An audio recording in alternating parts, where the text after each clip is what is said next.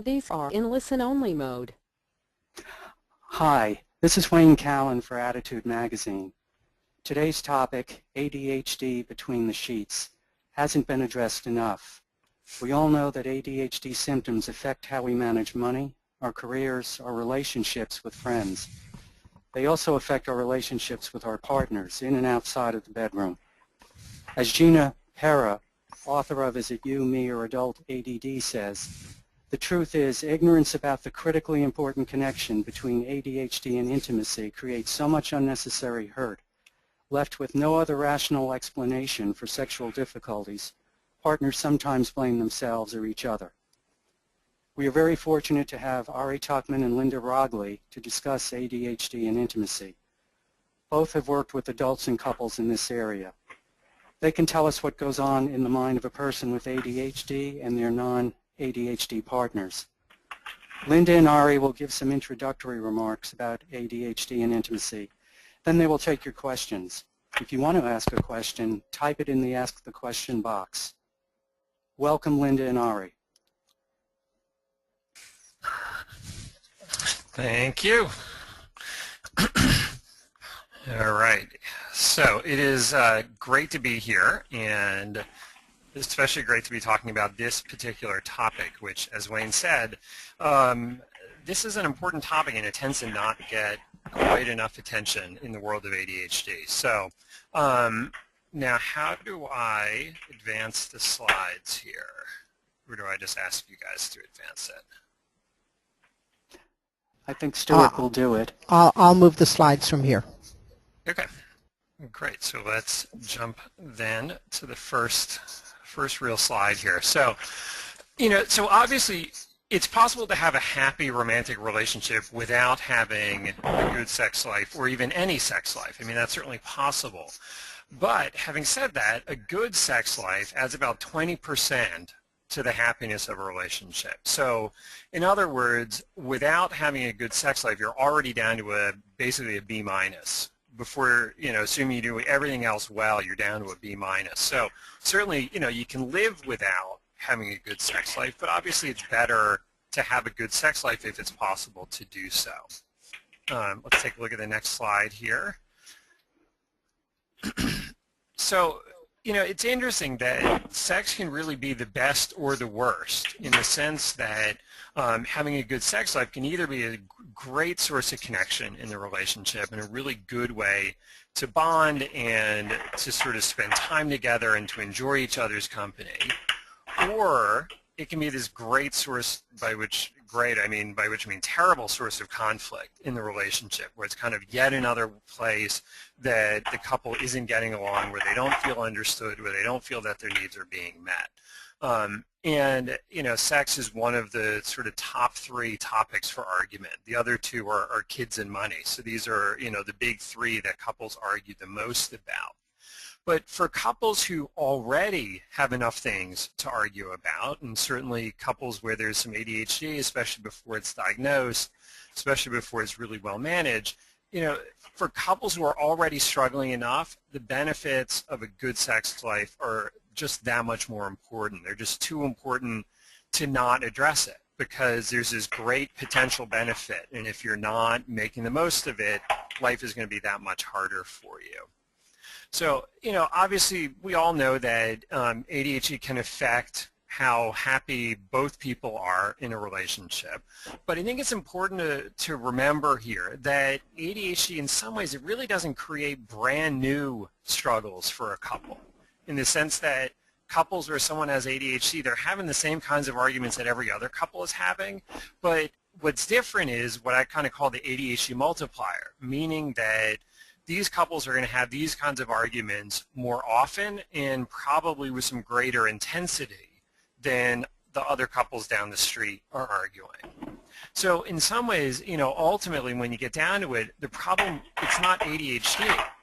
The problem is the anger, the guilt, and the resentment and all the other stuff, all those other negative emotions that can be felt on both sides of the relationship. Both partners, a person with ADHD, a person without ADHD. And, these are really kind of the problem.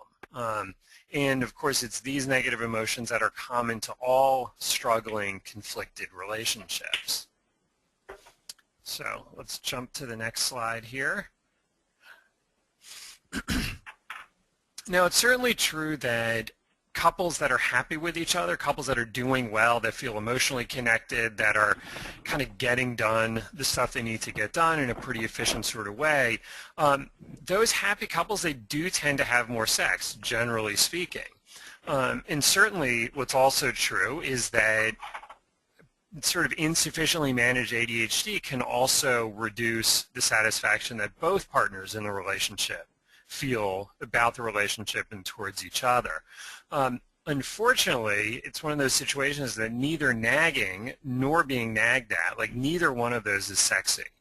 And both of those kill sexual generosity. It's just hard to feel sexually connected or interested in someone when there's just too much kind of strife and, you know, just running battles kind of going through the day and through the week. Next slide, please. You know, one of the big ways that ADHD affects a couple's sex life is just the plain and simple thing of time management, in the sense that if you're not managing time well and the day or the night kind of slips by with these other sorts of things, sex just kind of gets squeezed out, like not with any intention to avoid it. It's just kind of like it's the end of the night and everybody's tired and, well, I don't know, maybe tomorrow's the day. And it just gets squeezed out day after day. Next slide. You know, in addition to just plain old time management, the other sort of way that, one of the other ways that ADHD can affect a couple's sex life is just that people are tired. You know, that kind of constant scrambling just to kind of do what needs to be done to manage daily obligations. That, you know, by the time each person in the couple addresses all the daily demands, they're just kind of done, you know, and sex is great, but they don't have the energy to really do it, or to, you know, put in the energy to pursue their partner and to try to make something happen. So next slide, if I remember right. Yep, so this is where Linda will take over, and then, absolutely. Yeah, absolutely, and here I am, ta-da, in the flesh. How about that? Yeah, let's talk a little bit about sleep, because obviously sleep and sex and ADHD kind of all mingle in there together. But remember that folks with ADHD tend to have sleep issues. Most of us tend to stay up really late. We're night owls. So if you guys aren't in bed at the same time, how are you ever going to be intimate with each other? I know I'm guilty of saying, I'll be there in 15 minutes. My husband says, yeah, 5 hours from now. But so that actually is going to reduce the amount of opportunity that you have unless you make appointments, which is something we can talk about later. So let's go on to the next slide, and we'll jump into that later.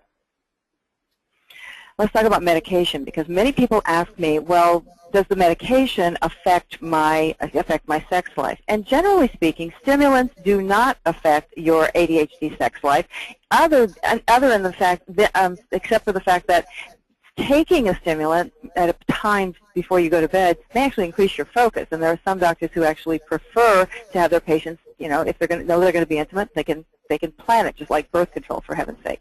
On the other hand, some antidepressants can dampen sexual desire, especially the SSRIs, you know, like Paxil and Prozac and those kind of things. So medications can affect it, but I've actually had a client who said that taking a stimulant actually made her hypersexual. So remember that it can go either direction, and it's so dependent on exactly how your ADD manifests and how you react to medication, your own metabolism. Okay, next slide. We're jumping right through this, guys.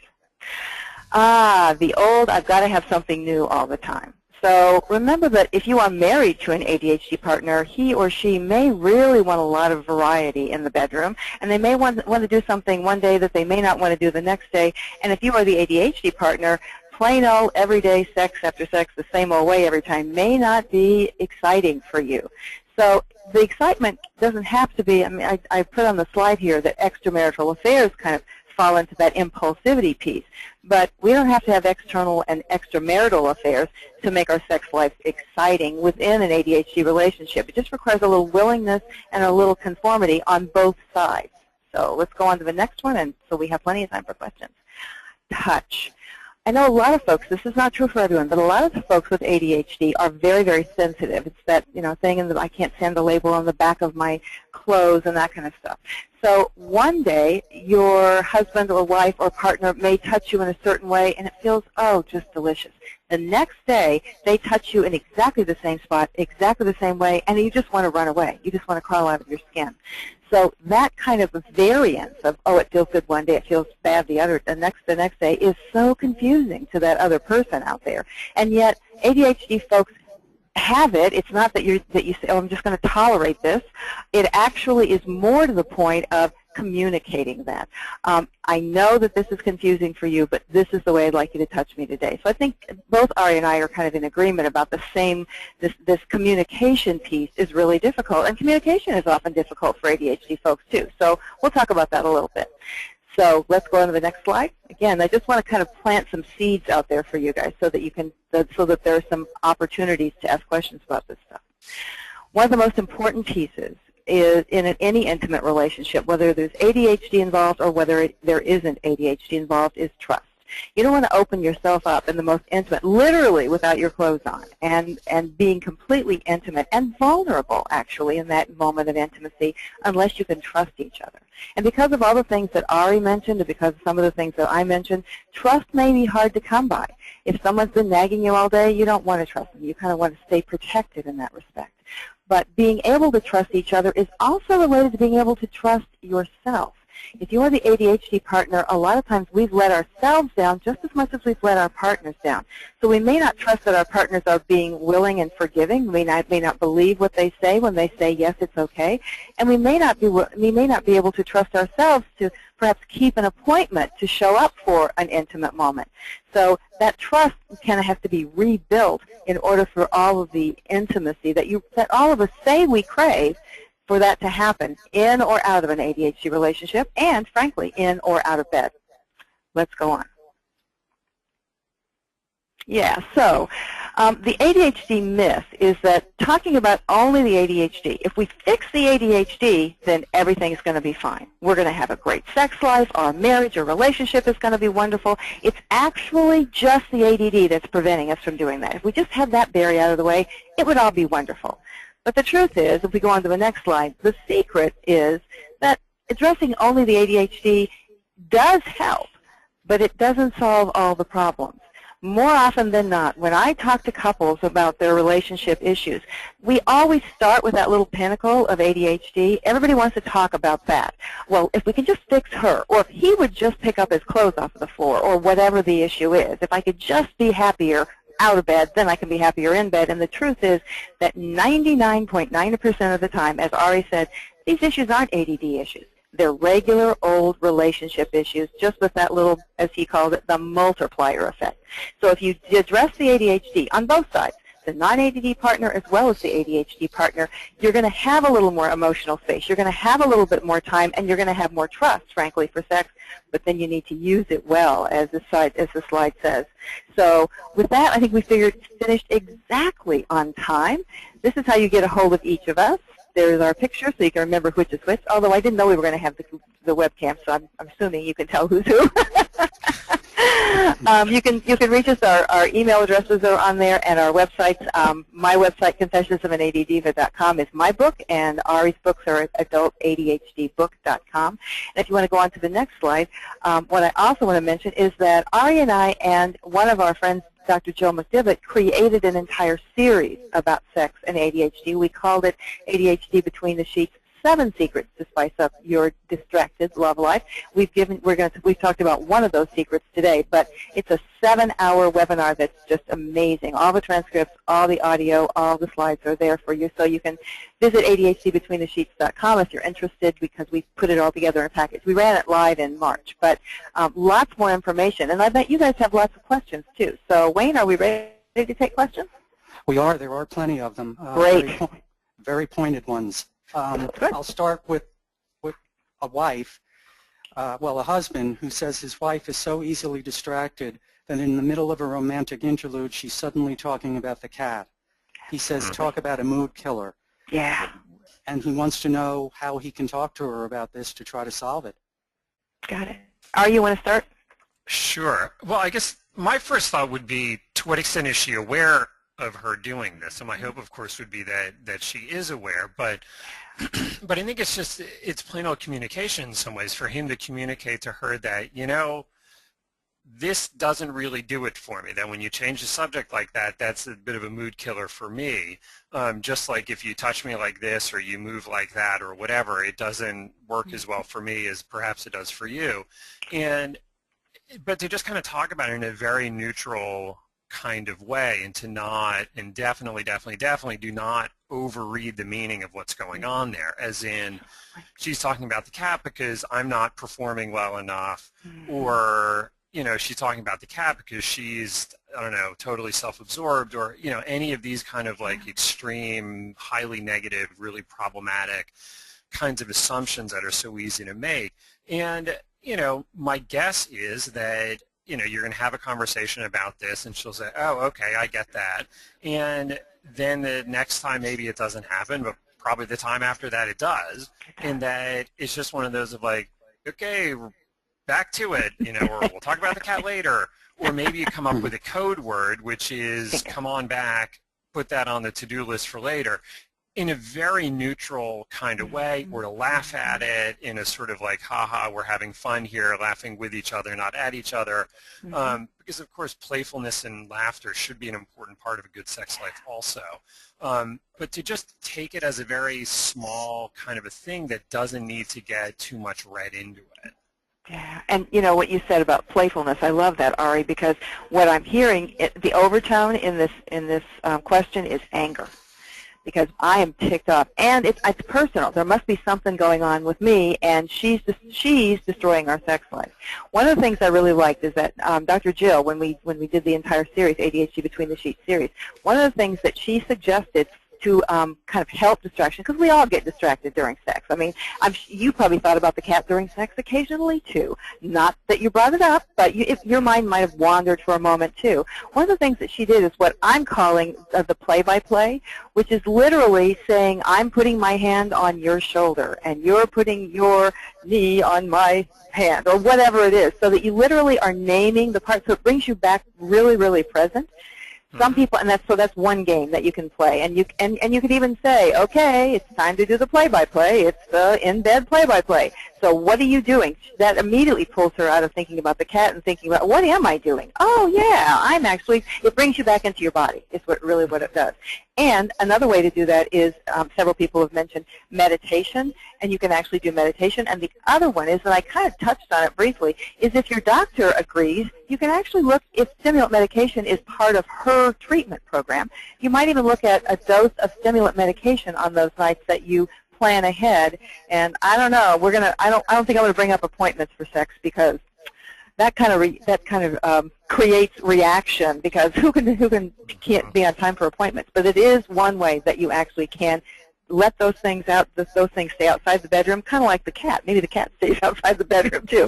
Maybe the cat's in the bed with you. Oh, that's interesting. Next question. Robin asks, can ADHD interfere with having orgasms? Great question. Great question. And it doesn't, and I'm going to start if you don't mind. To our knowledge, it doesn't affect, but the distraction possibility certainly can. Because remember, ADHD is a neurotransmitter issue, and that's all about dopamine. So if sex is exciting, it actually probably causes, you're more likely to have orgasm, because it is bringing you to attention.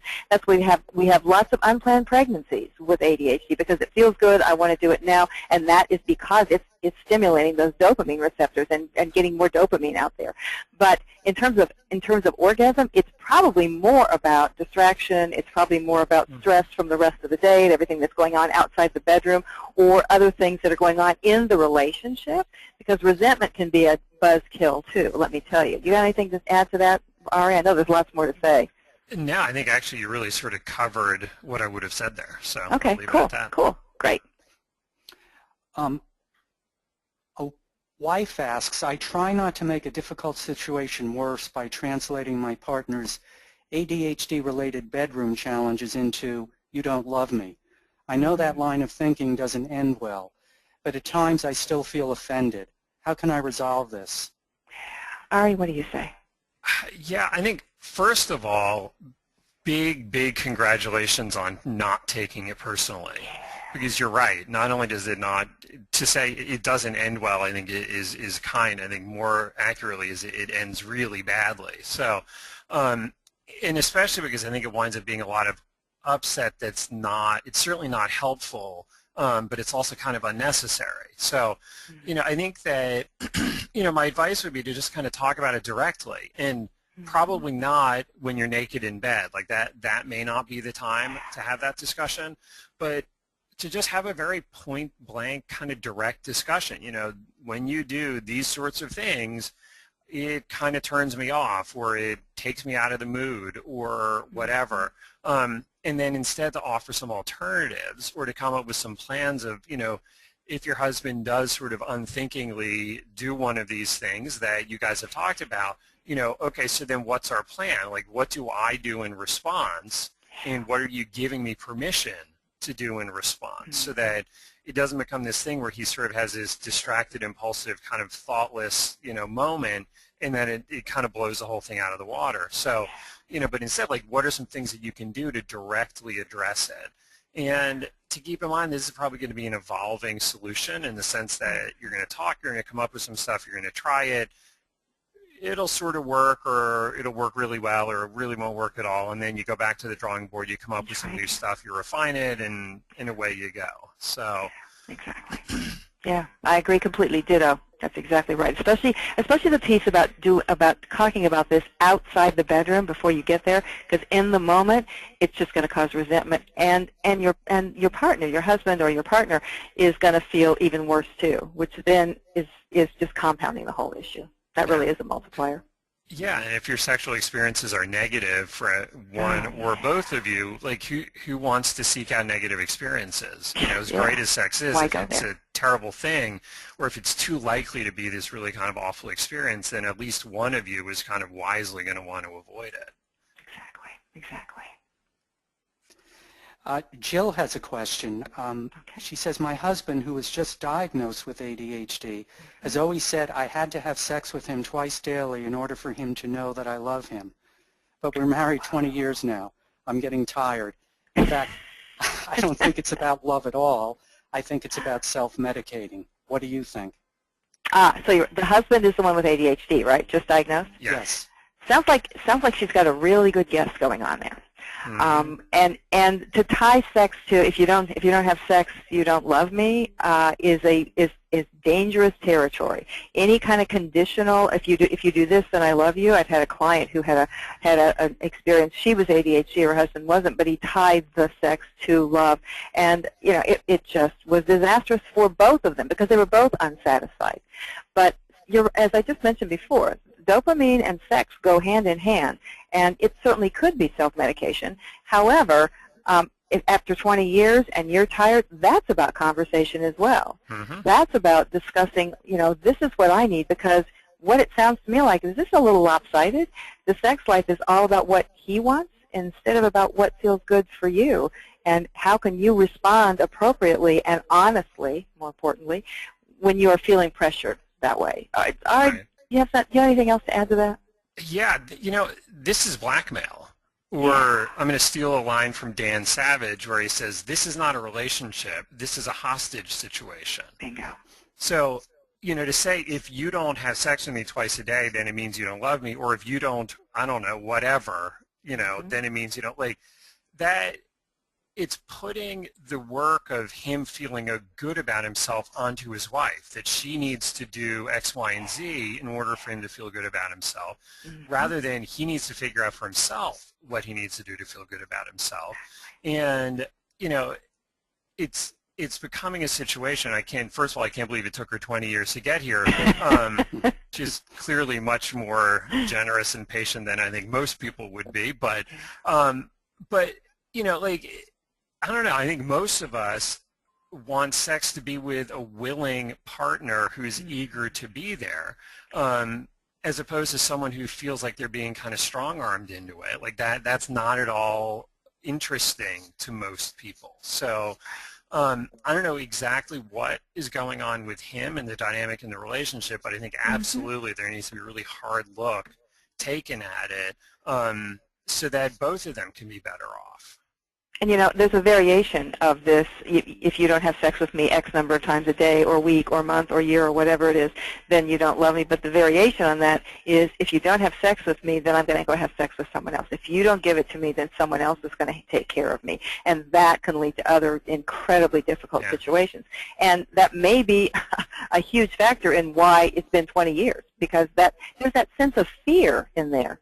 And fear is not a way to have a good sex life. Trust me on this. That's about going back to trust again. How can you trust if you have that kind of stuff going on? All right, Wayne. Would it help my non-ADHD girlfriend to know that ADHD brain function can affect sexual expression? Though not in itself a solution, knowledge can at least relieve psychological pressures, hurt feelings, and unnecessary blame and shame on both sides. Moreover, knowledge paves the way to realistic problem solving. I think you've answered your own question, right? Yeah, you've answered your own question. The answer is yes. We don't have to belabor that. You said that beautifully. Whoever wrote the question did a beautiful job of explaining it. I didn't mean to interrupt, Wayne.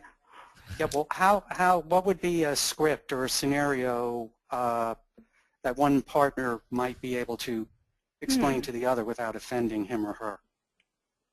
We kind of go back to communication again. We kind of go back to, first of all, how you set that up so that you can be honest and you can, sit down outside of bed.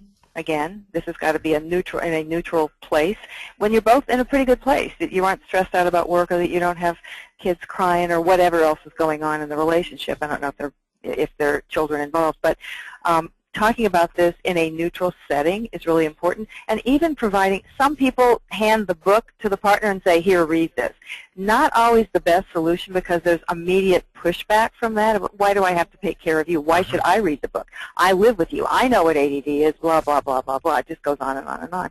But as you said so beautifully, education really is the way through all of this.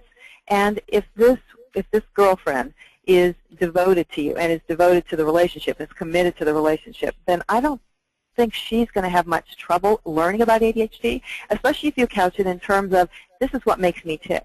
And remember, too, and I kind of alluded to this earlier, is that your brand of ADHD may not be what's in the book. There may be a few pieces that are you, but it's not you exactly. So I think the first thing to do is get clear about, how does ADHD manifest for you? How do you handle some of those issues? And then and be able to say, I'm solving some of these problems by X, Y, Z. This is what I already do. These are some coping strategies I have. These are some things that I really like to work on. And together, I think that we can include my ADHD, kind of walk down the road with it, and actually have a fabulous sex life as long as we're both on the same page about this. And by the way, what can I do for you? What's coming up for you about sex? So this is a two-way street. Does that sound right for you, Ari? Anything you got? Yeah, absolutely. I mean, the only thing I would add here, and you sort of touched on this, but that the girlfriend learning about your ADHD either from a book or a webinar or an article or you're explaining your own personal experience, I think it's important to be clear on this. This is not her doing you a favor. Yeah. To learn about this. It's that she's doing both of you a favor, that she will be happier the better she understands this. And obviously this applies outside of the bedroom just as much as in the bedroom, but the difference is in the bedroom, I think we tend to take things a little bit more personally. So that, her life is better. And there's that old saying, would you rather be right or happy? And, if she's kind of sticking, and I don't think she is because you didn't say this, but I'll say it for the rest of the listeners, if she's kind of sticking rigidly to this idea of, no, this is how it should be, if, you really loved me, you wouldn't get distracted during sex, or if you're really happy with our sex life, you would never, ever get distracted by anything else, or some sort of a thing. And maybe that's true for some other people, or it isn't, but let's say it is.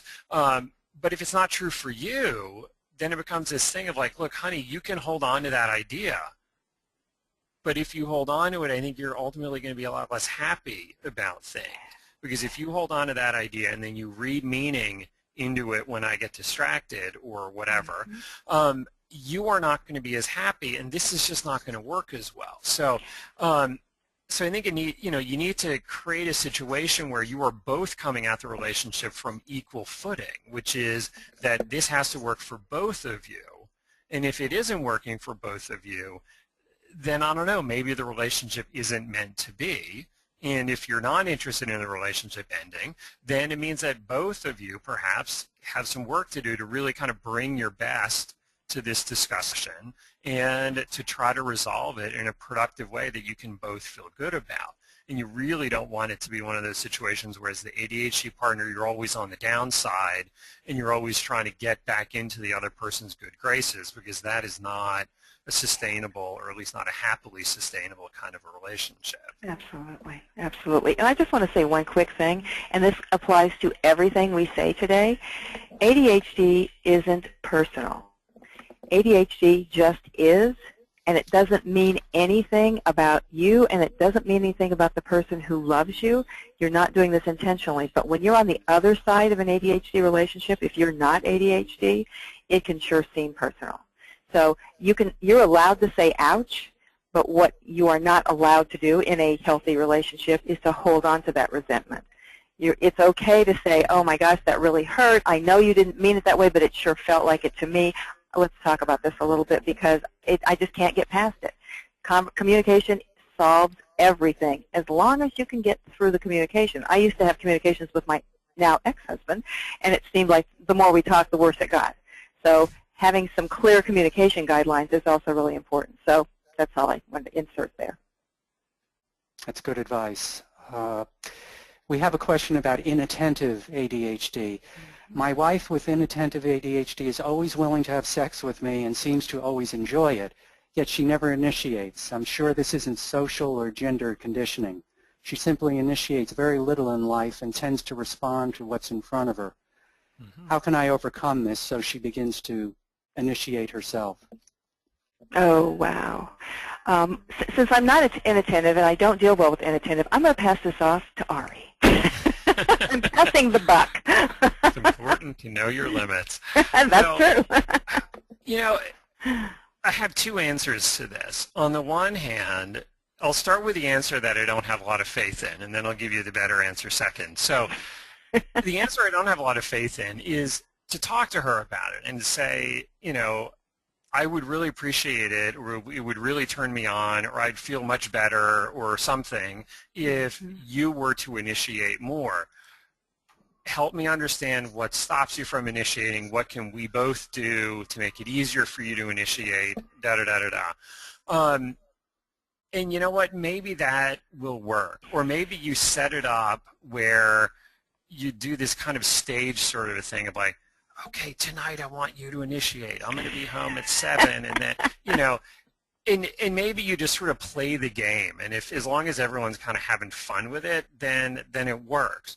So that's the answer I don't have a whole lot of faith in, because, you know, given the fact that what you said is that she's not someone who's a big initiator in other parts of her life either, I don't know that this is, like, I'm not going to hold out big hope that you're going to somehow get to a 50-50 kind of a thing. So instead, what my advice would be is that if you're a good initiator and she's a good acceptor of your initiations, then away we go. Like that is the solution. That, you know, your job is to do the initiating when it's the right time and place, to do it nicely, to do it enthusiastically, and her job is to take those initiations and those offers and to, you know, accept them when it's the right time and place and when she can feel good about it, and to say no when she doesn't want to feel good.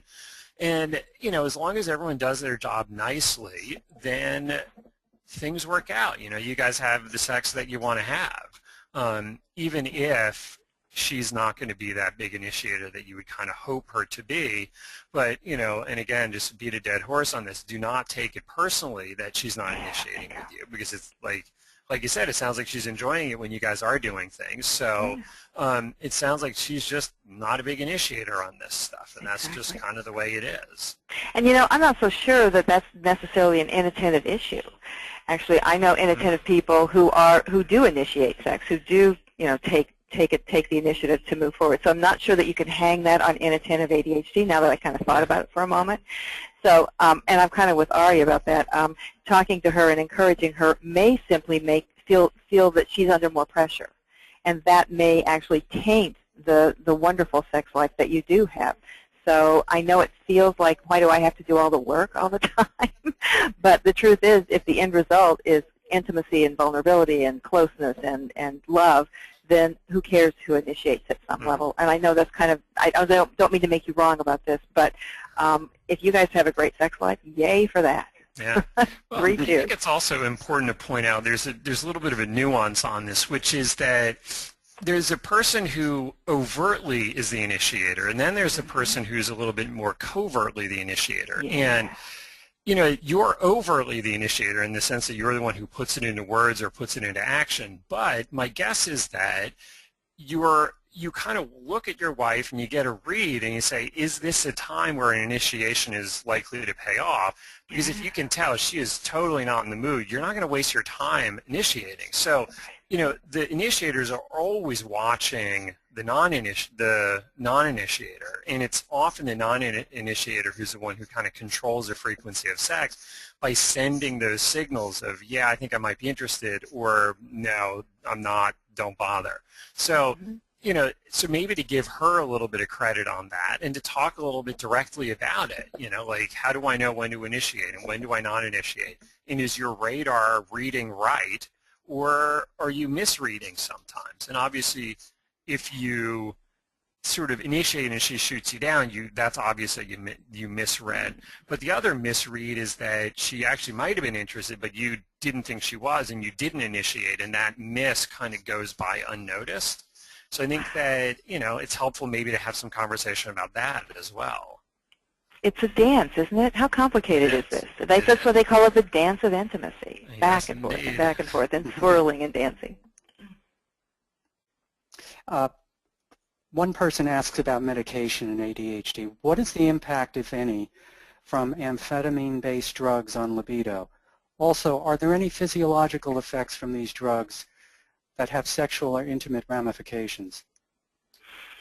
Well, I will talk just a little bit about this, but I want Ari. Neither one of us, remember, are physicians. We are speaking from our own clinical experience and our own research. But from what I understand, there is not an effect from amphetamines on libido.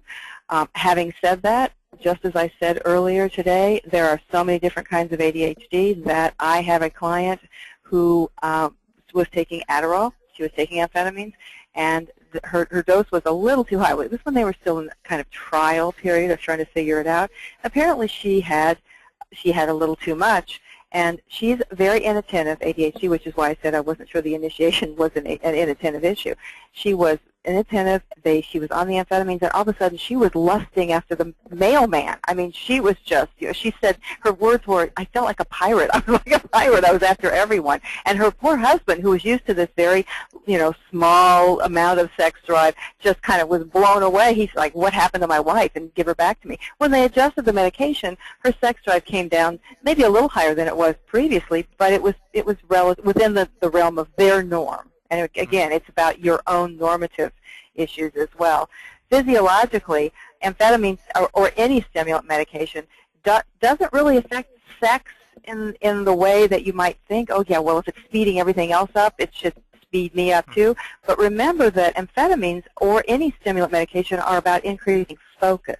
They're about your ability to pay attention. So that's why I said when someone said, you know, does it affect orgasm and so forth and so on. It takes, just as we have ADHD folks have trouble sleeping, sometimes taking a stimulant before we go to bed, which sounds completely counterintuitive, but taking a stimulant there because it takes focus to quiet your brain enough to actually fall asleep. It's the same thing with orgasm. I think Dr. Ned Hallowell popularized this idea some years ago, that if you can actually focus, then you can actually pay attention to what's going on in your body. I think a lot of folks with ADHD are kind of outside their bodies. They're so in their head about, oh my gosh, I got to get that pile done and I'm late and I've got to miss this, and oh my gosh, my boss is expecting this, and so forth and so on. Like, I forgot to pick the kids up at school. That it takes us a little while to kind of get down into our bodies, and therefore the second level or third or fourth or fifth level of that is, how am I feeling sexually? And that kind of goes back to the question that was asked before about initiation. It may be that someone who's inattentive or not paying attention to what's going on may not even realize that they're kind of primed to have sex. So I kind of veered off a little bit. Ari, why don't you bring us back on track here? Sure. Yeah, I think at normally prescribed doses, the ADHD medication should not have a significant positive or negative effect on sexual expression, other than the potential positive effect of better focus, which enables you to be more present to the situation that you're in. Now, having said that, if you're using, street amphetamines, if you're smoking them, if you're injecting them, if you're snorting them, if you're taking very high doses, that's a whole different ballgame, and obviously that can have some very significant effects on your sexual experience, as well as obviously lots and lots of other things. So, but that's really kind of an apples and oranges kind of a situation. So let's not kind of blend the two. Okay. Another wife asks, could my ADHD husband actually be bored with sex? Is that possible? I think anybody can be bored with sex. And, it reminds me of a line from Robin Williams where, and this was an old line, but I still remember it because I think it's just genius in that it just captures something. So, the line is where he says, I don't know what all this hoopla is about same-sex marriage, because anyone who's been married for a while knows it's all the same sex anyway. And, of course, the joke in that is that, once you've been with someone for a while, it's easy to lose kind of the mystery and the spark and the excitement because, you tend to do a lot of the same stuff because, because that's sort of what we do in life. So I think that if your partner or you or both, ADHD or not, if you're feeling bored, I think it's important to address it, to sort of figure out, like, okay, what do we do to make this more interesting? How do we mix this up? And that doesn't mean necessarily that you need to be like, swinging from the chandeliers or anything. And it certainly doesn't mean that either of you should be doing anything that makes you uncomfortable or threatens a relationship or diminishes your sense of yourself or diminishes your partner in your eyes. But that there needs to be some honest discussion about what do we do to make this more interesting. Because the thing is, if one partner is, happy with how things are, it's fine, but the other is feeling bored, that's not a sustainable situation, because a partner who's feeling bored is going to start to avoid those sexual experiences, because why would they seek it out if it's kind of become boring to them? So it's a matter of being open and honest with each other, and that is a matter of responding well to it, because if, and I'm not at all suggesting this is what's going on in the person who asked the question in their relationship, but if the partner is feeling bored but feels like if they bring it up that then their partner winds up sort of freaking out or taking it personally or overreacting, there's a disincentive to bring it up, and yet sex is unsatisfying, which creates a dead sex life. So in order to have a better, more interesting, active sex life, there probably needs to be some evolution to it in terms of what you guys do and what you don't do and what you're willing to try and what you're not willing to try. But it's the same negotiation for couples for lots of other things too, which have nothing to do with sex. And that's exactly what I was going to say, Ari, was that this, like everything else that we talked about today, it's not just in the bedroom. My guess is that there are boring things going on in the relationship outside the bedroom as well. And those things, addressing even some of those things may be important. And I don't know whether you guys have been together a long time or whether it's just a short time, but if my hunch is right and you've been together for a long time, you're going to find endless books about how to put the spark and the romance back in your relationship that has nothing to do with ADHD at all. And all of us need a little spurt of excitement here and there. I read somewhere recently that that if you allow your days to be pretty much the same day after day after day after day, life doesn't seem like when you get older, the older you get, the faster the days pass, and all of a sudden it's, what happened to 2001 kind of thing. And some research shows that if you do something different in your routine every day, that it actually kind of puts a little bookmark in there. It actually kind of slows down time. Not literally, but let's face it, it's all about how we perceive it anyway. So doing that, inserting those kind of little little bookmarks and those little interesting pieces, even if you go backwards the way home instead of going the same old all the time. And the same thing applies to sex. If you can put some little sparkles in your sex, just even small things, I think it'll make a difference. Well, and if it doesn't, try again. Well, and to invest the energy into it. I think that exactly. A lot of times when we get bored with sex or with our relationship, it's because we're just doing the same old thing, and we're not investing energy. And that, a happy relationship and a satisfying sex life requires energy. You got to put some time into it. You have to think about it. You need to come up with new ideas. You have to be willing to try things. And it can't be the last thing that happens in the day. And I'm going to steal this line from Marty Klein. It can't be the last thing that happens in your day when you're too tired to do anything else. It's like, well, I don't have the energy to, read emails, so I guess let's have sex, honey. Oh, great example. I like it. Lisa has a question about communicating your needs to an ADHD partner. It's a little complex, so bear with me. Okay. If I wanted to tell my ADHD partner that I would like to build more intimacy in the relationship, he might take that offensively and respond in attacks and defensiveness, because according to his perspective, he kisses and hugs me enough. However, from my perspective, he's not really there when he's kissing or hugging me. His attention always seems distant, and it's usually sandwiched between jokes or playful attacks. So how does a non-ADHD partner effectively explain the subtleties of intimacy to an ADHD partner who doesn't seem to understand the difference? Great question. I'm glad you asked that.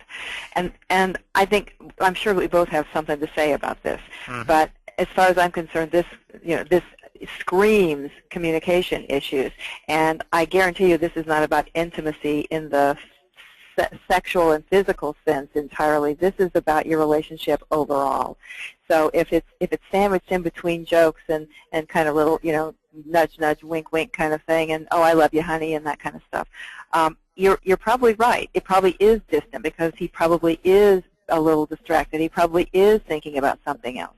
So your job and his responsibility, to be very candid with you, his responsibility to the relationship is to turn around and look you in the eyes and be with you, if to use one of my trainings, to be with you fully. But that may be very, very uncomfortable for him because vulnerability is really scary for a lot of people. It doesn't take ADD. ADD may be more prone to being distracted and pulled off track with it.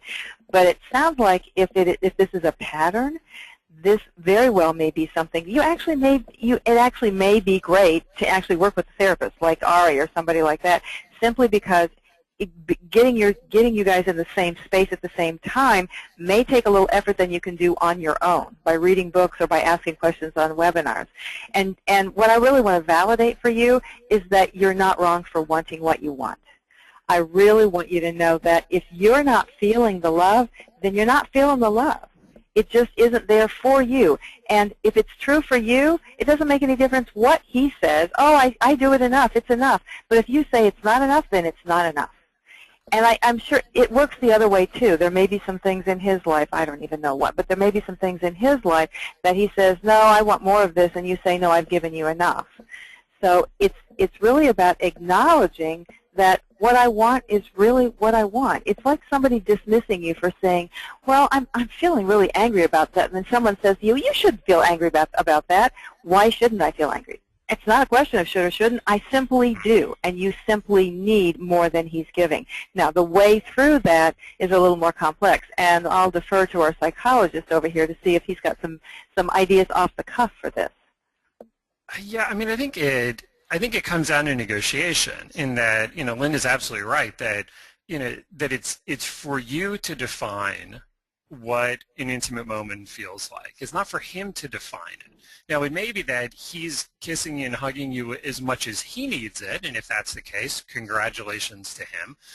But if it's not the thing for you, then it's not his place to say that he's giving you enough. And it's sort of, let's take a really simple, non-emotional example.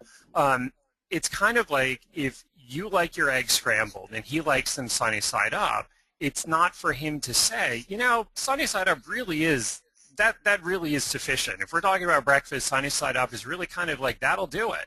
And maybe for him it does, but if you prefer to have your eggs scrambled, then then there needs to be some negotiation of like, well, what are we doing for breakfast? And what are we doing today? And maybe we'll do it this way, but what about next time? Or what if we each get our eggs the way that we each want them this time?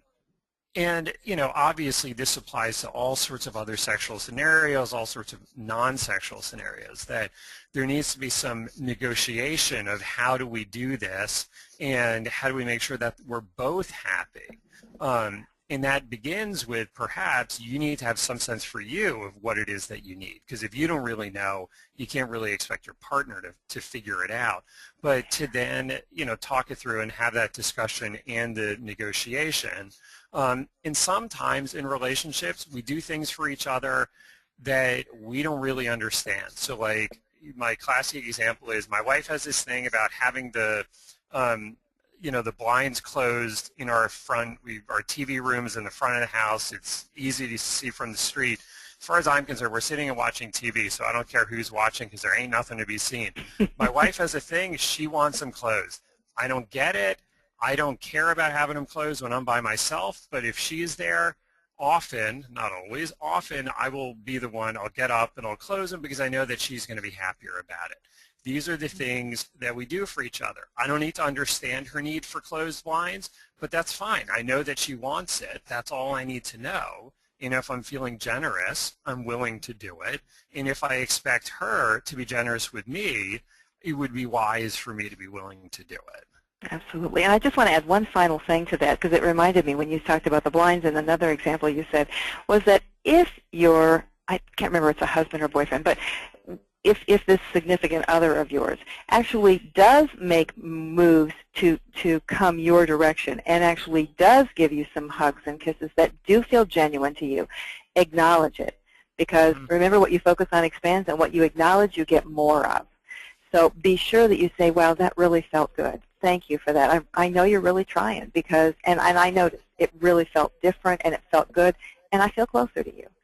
That's going to put that in place, and it's going to ensure that he knows, number one, that he's doing it better and he's doing it right, if you will, and it also will allow you to notice, because too many times I've heard couples say, well, of course he's doing it, he should have done it all along. That's not going to reinforce it. It's just right. Like, well, of course you should do this. You owe me that. No, that's not what's going to work in a relationship. What's going to work is mutual acknowledgement. And even if you say that to your guy, he may say, well, I was really trying and it didn't feel very good to me. And he can acknowledge that it didn't feel great to him either. I thought it was too much, but I'm glad it worked for you. You know, again, this is all about making sure that about honesty 100% of the time, which is a little scary for a lot of people. So, all right, we've beaten that to death, I think.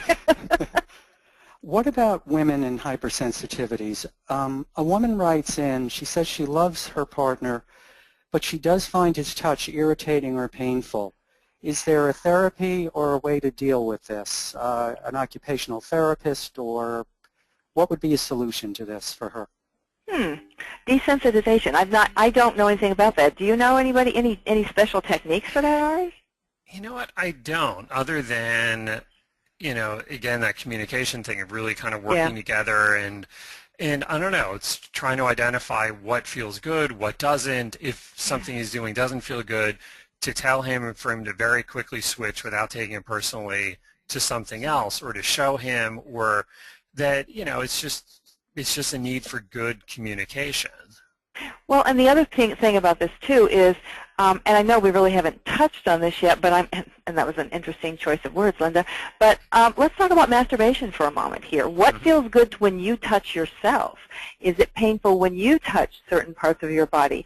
And if it isn't, maybe you can show your partner exactly how they can do it, or maybe you do it and they watch, or maybe you use, you know, sex toys, or maybe there's something else out there. And I don't want to get too deep into this, but I do want to make sure that we have to know our own bodies first.